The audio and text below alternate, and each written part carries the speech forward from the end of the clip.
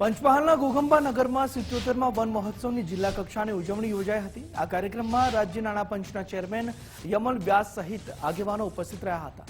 યમલભાઈ વ્યાસે પર્યાવરણનું સંતુલન જાળવવા વધુમાં વધુ વૃક્ષો વાવી તેના જતન પર ભાર મૂક્યો। ગ્લોબલ વોર્મિંગની સમસ્યાના સમાધાનમાં વૃક્ષોની મહત્વની ભૂમિકા હોવાનું તેમણે જણાવ્યું હતું। કાર્યક્રમમાં શ્રેષ્ઠ કામગીરી કરનાર વન વિભાગના કર્મચારીઓ અને વન મંડળીઓને સન્માનિત કરવામાં આવ્યા હતા। ઉપસ્થિત આગેવાનોએ વૃક્ષારોપણ કરી તેના જતનનો સંકલ્પ લીધો હતો।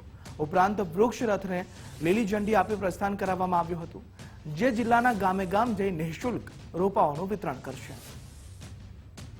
આજે પંચમહાલ જિલ્લાના 77મા વન મહોત્સવમાં ઉપસ્થિત રહેવાનું મને સદભાગ્ય પ્રાપ્ત થયું અને અહીંયાની વ્યવસ્થા, અહીંના લોકોનો ઉત્સાહ અને ચૂંટાયેલા સભ્યો તથા અધિકારીઓએ જે પ્રકારનું આયોજન કર્યું છે એનાથી હું ખૂબ પ્રભાવિત થયો છું અને હું આશા રાખું છું કે પંચમહાલ જિલ્લાના જે આ વન મહોત્સવ છે તે ખૂબ સફળ થાય અને એમના વાવેલા તમામ વૃક્ષો વધે, ખૂબ વન જે કવરેજ છે વન વિસ્તારનું તે પણ ખૂબ વધે અને વર્ષો વર્ષ આવા મહોત્સવ વનીકરણની આખી વ્યવસ્થાને ખૂબ મજબૂત બનાવે એવી હું શુભેચ્છા આપું છું।